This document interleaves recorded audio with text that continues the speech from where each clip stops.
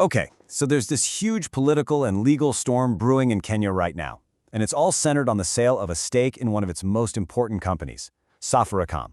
The government is saying, hey, this is a fantastic deal for the country. But the opposition, they're calling it a really dangerous mistake. So let's get into it and figure out what's really going on here. And just to give you an idea of how serious this whole thing is getting, get this. The opposition is bringing in a legal team of 100 advocates. Yep, you heard that right. 100 lawyers. They're all gearing up to challenge this deal in court. So this isn't just some political squabble. It is shaping up to be an all-out legal war. So here's the heart of the matter.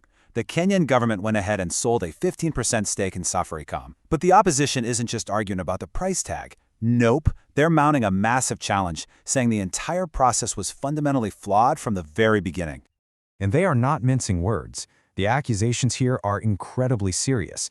They're calling the sale unconstitutional, totally opaque, meaning there was zero transparency, and that it puts one of Kenya's most critical national assets at huge risk. Okay, so let's break down their argument piece by piece. What are the specific reasons they're so determined to stop this sale in its tracks? This quote from opposition leader Kalonzo really hits the nail on the head. You see how he frames it? This isn't just a business deal, it's the sale of critical state infrastructure. And that phrase, putting Kenya's inheritance at risk, well, that's designed to show just how high he thinks the stakes really are.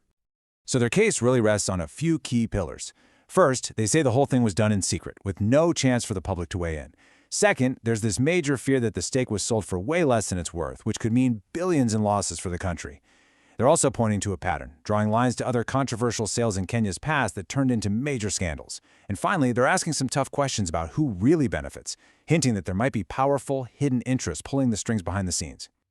But of course, the government has a completely different story. So let's flip the coin and look at their side. They're not just defending the sale as necessary, they're painting it as an exceptionally good transaction for Kenya. And this is their big headline number. 244.5 billion Kenyan shillings. To put that in perspective, that's about 1.6 billion US dollars. The government is waving this figure around as proof positive that they got a fantastic price, bringing a massive pile of cash into the country's coffers. And this chart does a great job of showing the new ownership breakdown. You can see Vodacom Group is now the majority shareholder at 55%, but the government is quick to point out that they've held on to a significant 20% stake. They argue this lets them keep a seat at the table and still benefit from Safaricom's profits, while the public still owns a quarter of the company. And to fight back against that claim that the stake was undervalued, the Treasury says the final price was actually a 23.6% premium over the stock's average price. So where is all this money going? Well, they say it's being funneled right into national development projects through infrastructure and sovereign wealth funds. So when you boil it all down, you've got two completely opposite narratives. On one side, you have the claim of a shady, risky deal that's selling off the family jewels, and on the other, you have the story of a transparent, high-value transaction that's going to build Kenya's future. Which one is true is now headed for a major legal showdown.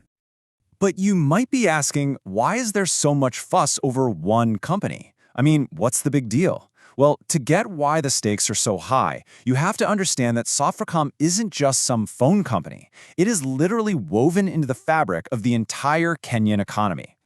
And it's no exaggeration to call it one of the country's most strategic national assets. It's the engine that powers Kenya's entire digital economy.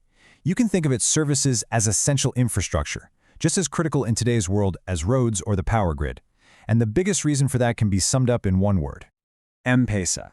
Now, for those who aren't familiar, M-Pesa is this incredible mobile money service that lets millions of Kenyans send and receive money, pay bills, and get loans, all from their phones.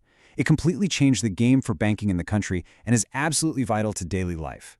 So you see, control over Safaricom means influence over M-Pesa, and that's what makes this sale so incredibly sensitive.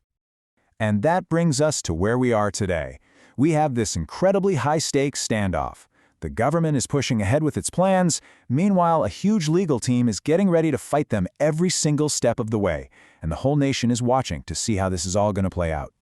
So, this is really the question at the heart of everything. Was this a smart, necessary move to fund the country's development, or was it a historic mistake, giving up control of a vital national asset without the proper checks and balances? With 100 lawyers now entering the ring, it looks like we're all going to find out the answer very soon.